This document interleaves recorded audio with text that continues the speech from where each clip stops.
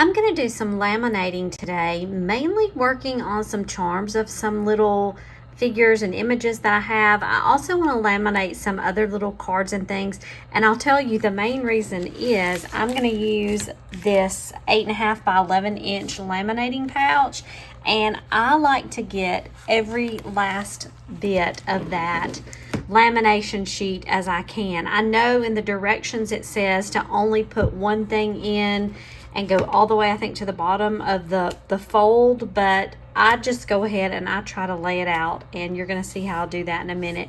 So I've got these little things that I want to use as charms, and then, like I said, these other little cards that I'm probably going to add to some journaling or that sort of thing. But I wanted to tell you, while my laminator here is warming up, I'm letting it go for about 10 minutes.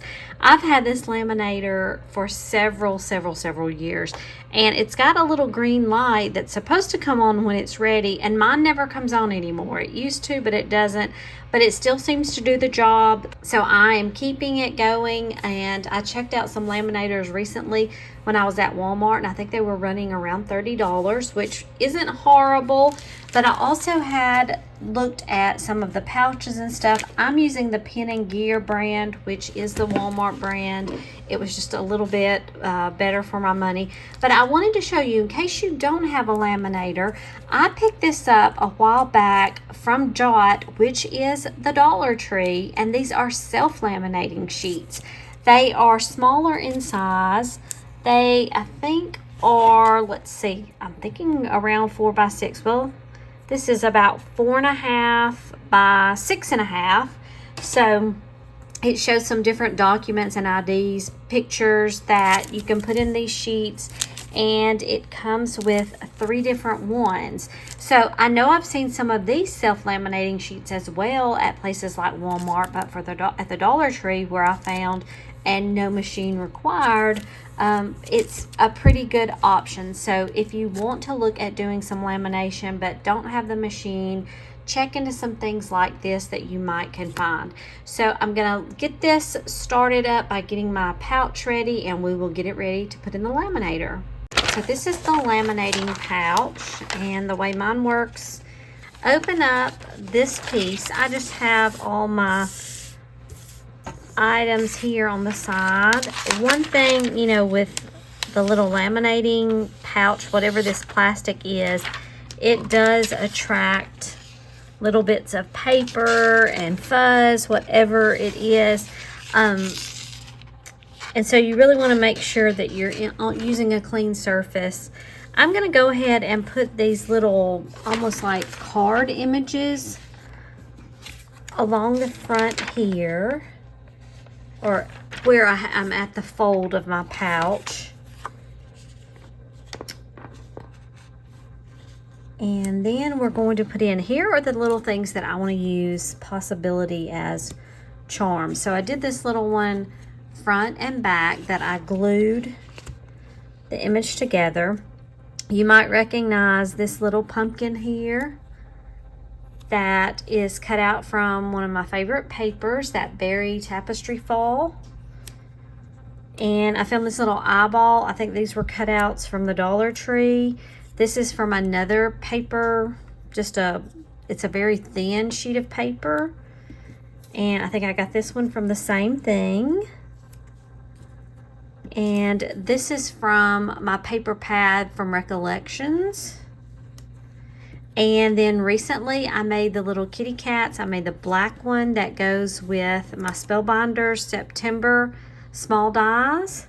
And so I made a little black kitty cat, and on the back I just put another image of the cat so that from front or back it will look good. And I did it in gray as well and gave it the little green eyes.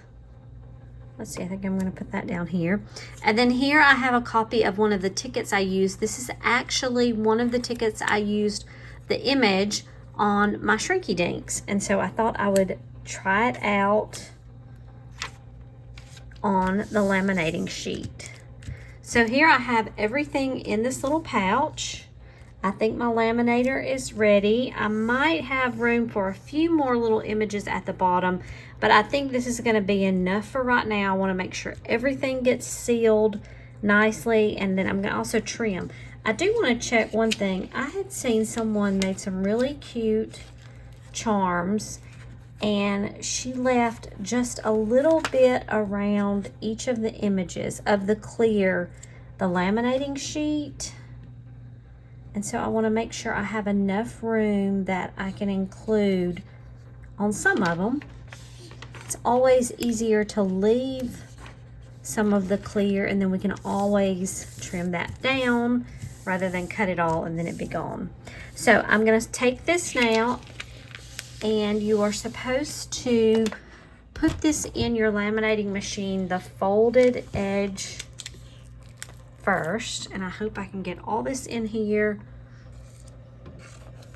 I will show you, you'll be able to see as it comes out. So I'm going to run this through at least 2 times. So let's see how it looks as it's beginning to come out now.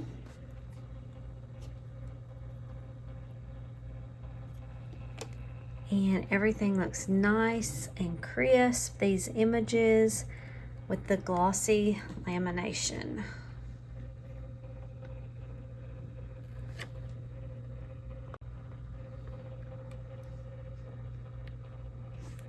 Cute little images here.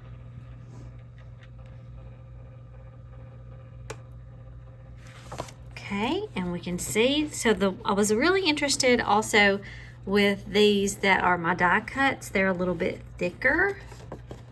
We'll see. Let's run that through one more time. And I'm also looking at my little ready light that I just told you wasn't working. It appears that it is working now. You can't really see it that great. But now here's the second time through. And then I'm going to leave these images here. This is the sheet with everything in it. And I've got my scissors. I like to use sometimes my larger scissors, smaller scissors for really intricate cuts. But like for example here, I'm just going to trim out around these little cards that I have. So let's do this one first. I'm going to trim this out, and I will work on these, and then I'm going to share with you how I'm going to turn these into charms. And I'm going to make this with a little bit of a rounded edge that I'm just doing by hand. And I've left about, I'd say about 1/8 of an inch around each of these. So this is my first one. So I've cut all the images out. These are the cards that I'm going to use in the future. So I'm going to place those to the side. And here are the little things that I'm going to use for my charms. So I've just gotten my crocodile because it's got the 2 sizes of holes. You can use just any kind of hole punch. And now I'm looking at these. This is going to be one of the easier ones to do a hole in. I'm just going to line this up. And we've got this right here. Next, I'm going to go ahead and add the little jump rings to the charms. Thought I would share with you how I'm going to make this little chain charm. And I have this gold accent link chain that I picked up at Hobby Lobby a while back. And I'm going to cut off about 5 inches worth. I need my wire cutters to cut a link off.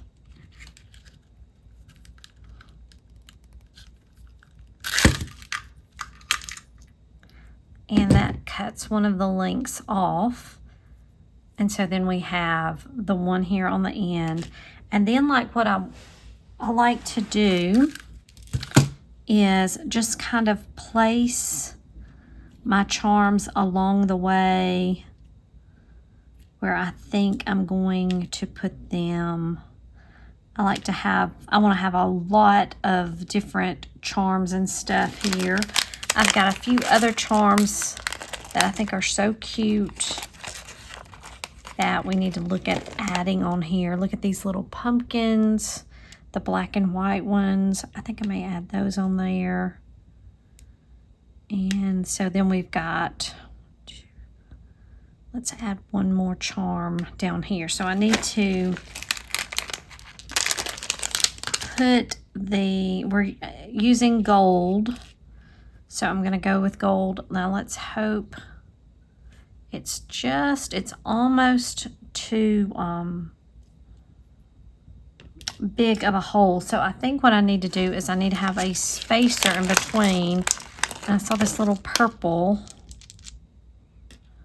Let me use that. And I may need one, oops, on the other end. But let's start with, we're gonna do a purple. And then we'll place the little pumpkin. Let's see, let's do him like this. And let's see if we can use the bead looper. I love this tool to form the little holder there. That's gonna be close. I'm hoping, let's see, maybe I can loop this around.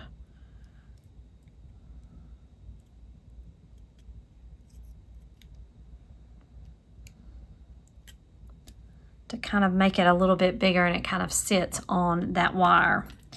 So we're gonna let that hang from there. We'll also have this and this.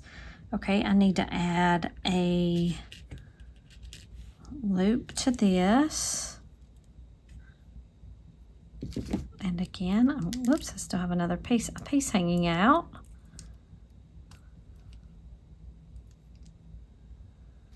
And I kind of like to close it up just a little bit. Okay. This one already has a loop on it, but it's silver. So I need to do a different one. So let's take maybe this purple. We'll change this out. And I showed how to do these in another video, but I just take my head pin. In this case, I don't know if I have any flat head pins in gold. So I'm going to use this that has the little bit of a loop, which is fine. And we want to go through the center as much as we can. Push this through. It sort of gets away from you if you're not careful. But you can kind of feel to get to the right. You'll know when you've hit the center and not just the edge. There we go. I can feel that it's on here really well. I'm going to pull it through all the way to the end and then take my bead looper. Excuse me. Take my bead looper, squeeze, and form this circle. Okay, so that will make another bead right there. I like that deep color. That's a little bit deeper purple. And then one more that needs, and I'm going to show you how I take one. This is one of the pieces that I've already cut off. I think it will work. I like to take the end, I'll make it go almost to the end of the bead looper where just a small amount might be trimmed off. And let's just kind of really make sure that's looped. Then I'm going to put on the bead here. And there's not very much room, but I think it will be just enough to put it through our loop here. And we didn't even have to cut anything off. Yeah, or it didn't cut anything. Twist that, and that loops on there. Okay, so I think this charm may be ready. Now for the beads that are on the little eye pins or head pins like this, I'm going to need to add a jump ring to those. I only have one size of my gold, so they're going to have the bigger loops. I add that to where I want to include that. And then I'm going to put that maybe, whoops, I lost it. I'm going to add it now to maybe the second link in this chain. And we just close this jump ring back up. And we have our first charm on here. Next, we're going to do the cat. I had already put my jump rings on.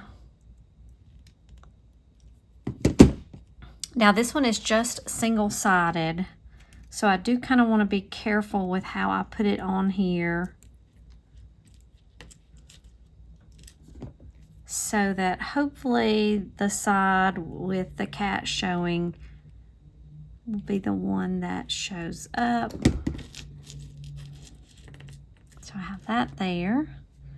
Now on the other side I was going to do a black bead, so I need another jump ring.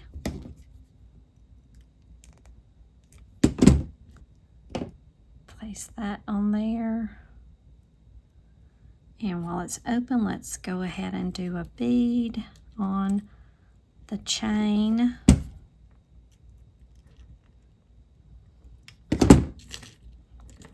Okay, so far we're looking like this.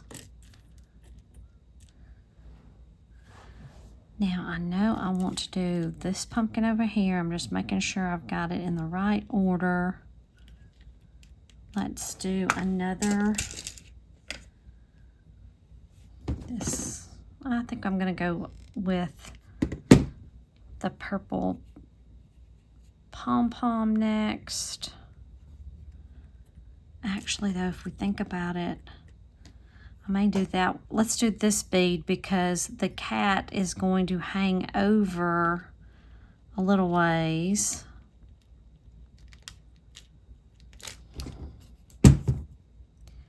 And one of the things about when you're making these charms, if you want it really chunky looking, just keep putting these things on here. We're going to put things on here and we may move them from side to side. Whoops, my cat came off. He came right off of his thing, so I need to be really careful about that.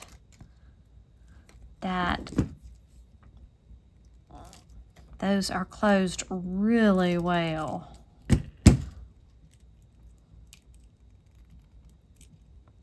In fact, I think I'm going to do something that you don't normally do, and that's double it up there. We wouldn't normally do that with our charms, but I think we're going to need to. Let's adjust this ring on the pumpkin. I kind of shifted it over just a little bit. So this is how I finished up this particular charm with 3 of our laminated pieces and then a lot of little extra beads and stuff. I'm going to show you at the end how it looks on a project. And I also want to show you how to make this little one with the cute little cat with our altered paper clip, the covered paper clip, and using some cute twine for the season. So let me show you that real quick. It's really easy. So I'm going to start out with about an 8-inch piece of baker's twine. And the first thing I want to do is fold it in half and take the 2 ends that are open. Okay, so we're going to tie a knot, pull that close to the end there. We can always trim off the ends, but I want to have this loop here. And so I want to take this laminated charm that I have the hole right here. I'm going to take the end that has the closed loop on it, the one that we did not tie, and let's poke this through the front. This is one of the charms, the back is white. We poke it through, and then the end that we tied together, we'll take that through the loop, and we're just, you've probably done that before with some tags and things. Now I've got just a regular 2-inch paper clip, and I'm going to do my covered paper clip with this. Now to go with a piece that matches this pumpkin, I've got just a scrap out of this packet. It's cut at 1 1/4 inch tall, And in terms of getting the length, if you'll go back and watch the video of how I make these covered pieces, I'm actually gonna, well, I'll do it from here, slide this in just to get our sizing right, because the way we're gonna do this, it's gonna be a little bit easier in terms of putting it on our paper clip, but I'm sizing it up without doing any measurements. I'm just lining it up on that paper clip, and then I like to use my Tombow glue with this. I'm going to kind of just lightly, I'm not doing any major folds, but I'm going to put some glue right along here, and then also this inside edge, and I'm going to go ahead and fold that up because it's the size of my paper clip. It's not complete.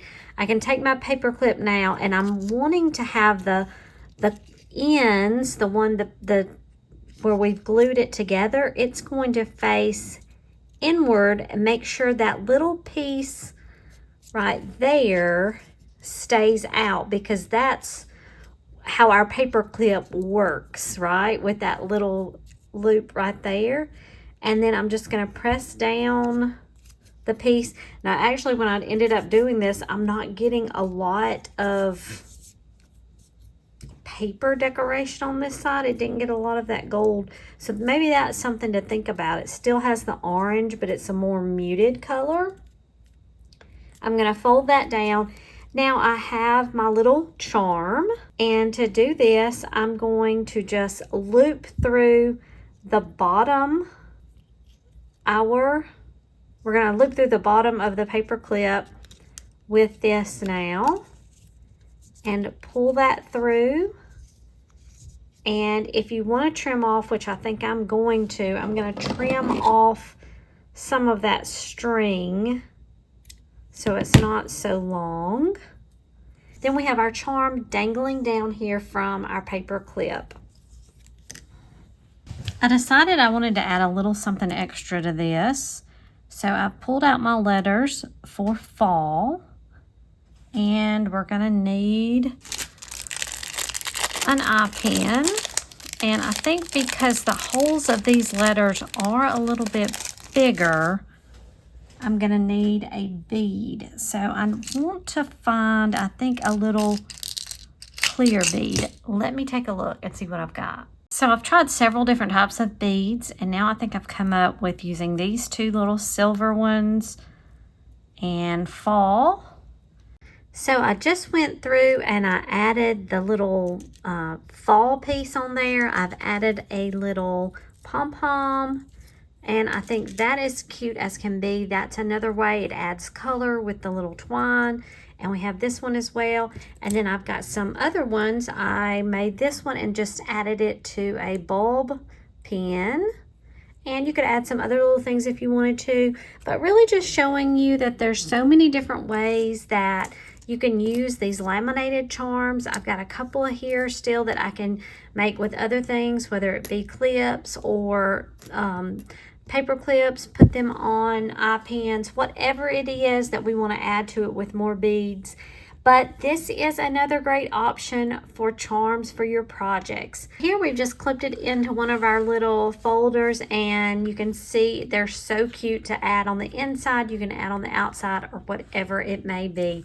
So I hope you've enjoyed watching this, and that this inspires you to use your cute images, whether they're die cuts, they're cut from paper. You can stamp things, you can print things off and use them for your charms and things. And it doesn't have to be expensive. You can use your laminator or use the laminating sheets. It's up to your imagination on what all you do. So thanks for joining me to watch this project, and I hope you'll join me on the next project.